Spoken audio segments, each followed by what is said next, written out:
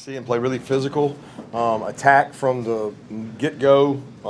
We talked about not treading water when we come in here. We're coming in here to be the attacker and to hunt and not be hunted. And I thought our kids bought into that, and they wanted to get on it from the jump. They wanted to be physical from the jump. I thought we had some opportunistic stops on defense again. I thought our offense was explosive and executed well. They're hard to stop when they're working on the perimeter and up inside, so it makes it tough to defend a quarterback that can run and do those things. But I was most proud of the composure the kids showed. The second half drive to open the second half meant a lot to me. We had a dumb penalty, started back up, and all I really wanted to see was us come out in the second half and close the door. And I thought they did that well. I thought our guys responded in the heat and played well in the heat, and I appreciate how hard they worked to put us in this situation. Speaking of heat, Coach, what about Stetson Bennett? I guess, do you think it was the heat that made him sick, and then he was able to overcome it, throw a touchdown, Brock? Yeah, I mean, he actually was dry heaving way back in the drive. Back earlier when he threw the pass to the flat and he didn't quite get it there. It was not a great pass, and I could tell something wasn't right then. He fought all the way down through it, and he made a couple throws where he threw up before him, and then he hung in there and made the throw. After he had thrown up, he just looked like he overhydrated in terms of drank a lot of water. We kept pumping it in and pumping him in him, and he said he just felt like he had to throw up, so he did. But he's a competitor. He wouldn't come out. Coach, what do you think of Brock's performance today? I don't even know his numbers. I know he looked fast running down that field. So what numbers did he have? Because, the thing about Brock that's so hard you don't get to measure is the amount of tension he draws. 121, whatever that is, yards, 5 for 5. But, 3 or 4 of those plays that Brock made, there are people blocking down the field, elite blocking down the field. So Darnell Washington, on one of the little crack screens we run, pins a guy, and the holes are created through displacement, not just blocking. Darnell displaces people. So I think Brock would be the first one to tell you that his success comes from a lot of perimeter and things like that, touches that other guys make great blocks on. Marcus Rosemy had 2 or 3, the selflessness of this group. Now, the play he made in the corner of the end zone, nobody blocked for him on that one because that was a elite catch. And then the run after catch on the play action. But again, the play action play he made in the second half was set up by the run. If you run the ball 2 or 3 times, those safeties are coming down and he's running by you. But he's a special player, and I don't know that I've been around somebody that works as hard as he and Darnell do in practice. Kirby, you said Stetson would come out. Did you actually have that conversation with them, asking him if he needs to come out? Oh, no. I'm talking about that drive. There was a thought, hey, do we need to get him out the play before, and then the hold on the extra point.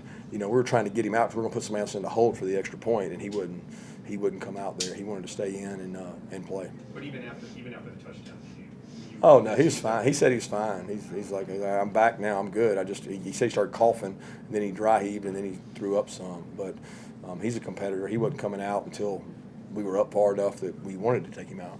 Kirby, you talk so much about this year's defense. There's no need to be complacent. These guys have so much to prove. Through 3 games, 2 against power five opponents, how are you seeing that kind of play out in what they're doing on the field?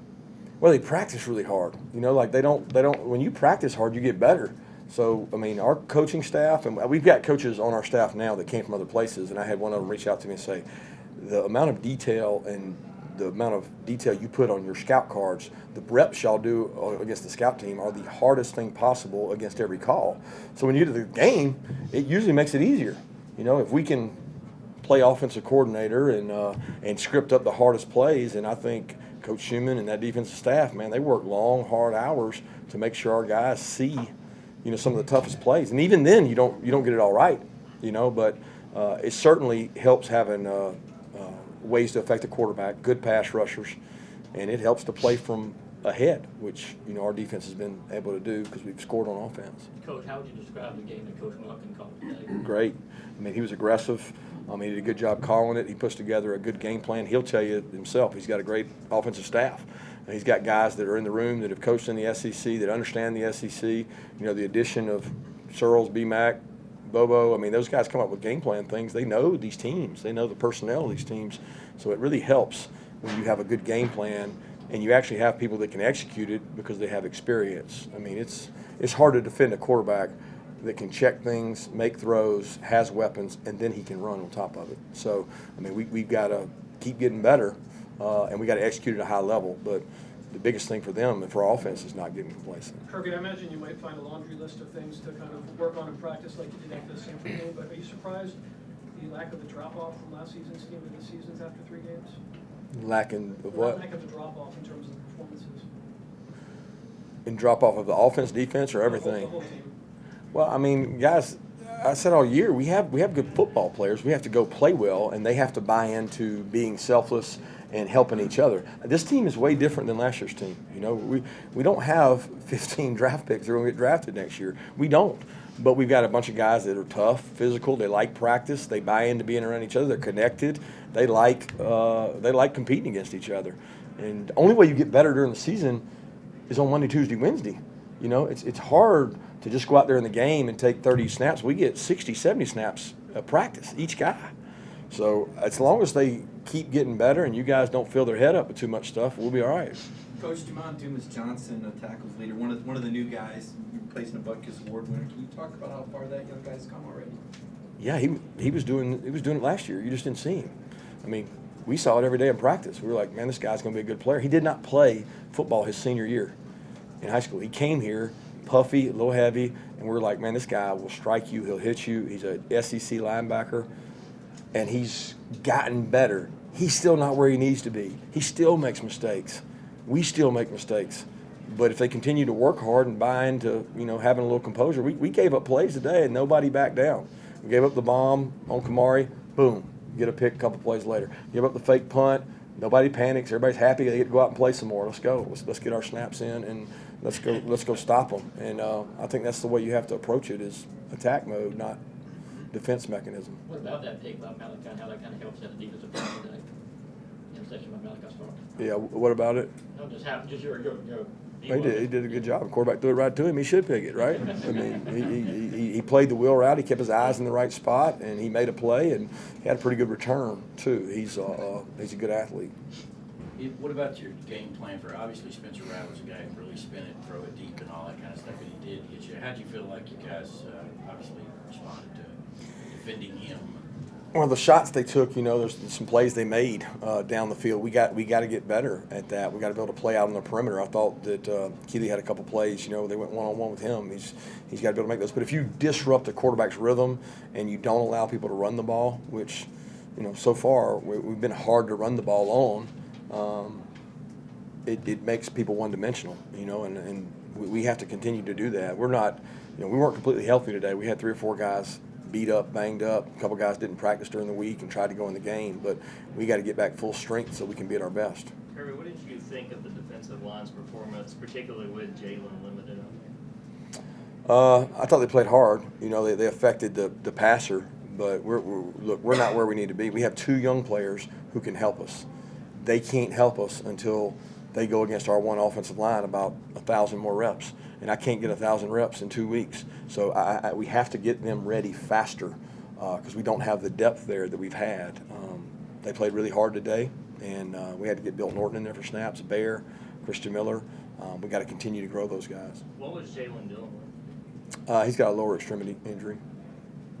How has the standard, if at all, evolved over your time at Georgia? Your players referencing so much and talking about the importance of playing up to it. I don't know that it's evolved. I mean, Nick Chubb and Sony talked about it all the time. Lorenzo Carter, Davin Bellamy, those guys, they all, you know, they bought into it. The first year, I wouldn't say they bought into it because it was really, really hard, and practices were really, really hard. And I don't know that they reaped the rewards from it. And then from then on, they've kind of bought into, hey, this is who we are. This is how we're going to do things, and it's just kind of the way that we do them, and they sell that to each other. They sell that to the younger players so that we don't have to. And if you do that, you can get better. But please don't mistake that for thinking that we have the best practices in the world. We have not always had the best practices in the world. Our kids believe in practice paying off in the game, though. You mentioned that nobody panicked for some of the big plays y'all gave up. How much did that impress you with so many younger guys playing the first SEC road game, things like that? I told them before the game, and right before we came out, I said there's a muscle we haven't used. And the muscle that we have not flexed is the composure muscle. And I had Branson Robinson stand up in front of the group and say, this is what our composure muscle looks like. So if your composure muscle looks like Branson Robinson, there's a good chance that you need to flex it. I don't know if you've seen Branson's arms. And we flexed it because we had some things, go wrong, not bad wrong, but we gave up some plays and we responded from it. AD not here today. What did you think about the receivers who had to step up in his? Yeah, I thought Ladd did a nice job. I thought Monk did a nice job of utilizing the skill set of the players we had. We had to use Dom and Kieris a little more for their experience on the road. I think Denilin and Dylan Bell are talented players that got to grow up. They can't grow up fast enough. We needed them to play really well today, and I thought both of them had some freshman jitters, and we got to get those out of them because they're talented young men. Jackson and Ladd continue to be dependable. 3 games, no turnovers on offense. Just what do you make of how well they've done holding on to the ball these 3 games? That's hard to do, I mean, you just jinxed us, but we have to keep that. We have to keep that going because it's good. It allows us to be elite if we keep getting turnovers. But we flirt with danger there. The decision by Stetson to reach the ball out, not the smartest. The screen throwaway that he floated. I mean, there's decisions there that they can be fatal, or they can force you to use your composure muscle if you're not careful. And we got to be smart there. When they were having trouble getting those fans or whoever was on the field and they went for it on 4th down, does that help you in the first half? They had that timeout between quarters, something like that. South Carolina went for it on 4th. Did that allow you to see something? I have no idea what you're talking about. Are you talking about right before halftime when all the? I think it was the 2nd quarter. They were honoring a bunch of people on the field and they couldn't get them out on time, so there's just delay in people wanting to get up that play fast. They were going for it on 4th down. And a bunch of guys. Yeah, I didn't even see that. Is that the one we stopped them on 4th down? Yeah, I didn't even notice the people on the field. I didn't see it. So we called the play that we were going to run on defense just based on what our 4th and 1, or I think it's 4th and 2 maybe. Yeah. What defensive call we worked all week. So it didn't have anything to do with the people being on the field. It might have slowed them down. I don't know that. I didn't see that. Kirby, on the fake punt, it looked like you had a guy right there. Was that just a good play, good execution by them? Yeah, they schemed it. They had a nice job. I mean, we went into our safe check. We went into the thing that we go safe and say, hey, we're playing for the fake here because they were in a non-traditional formation. But we just didn't cover it well. They rolled one way, and to be honest, our punter is supposed to make that. Our punt returner is supposed to make that play, and he saw something that he thought was a screen and didn't play the ball. We want to bat the ball down there and just take possession on 4th down.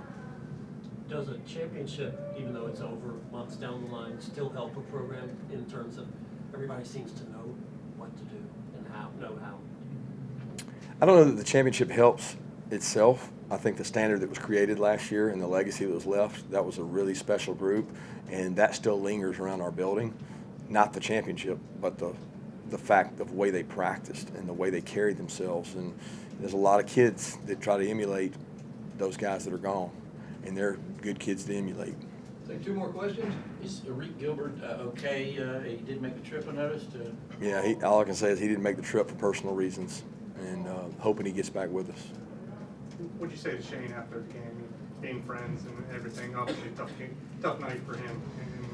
Good luck rest of the way, and hope you get those. He had some guys out. He had some injured guys, and hope he gets those guys back healthy. Thank you.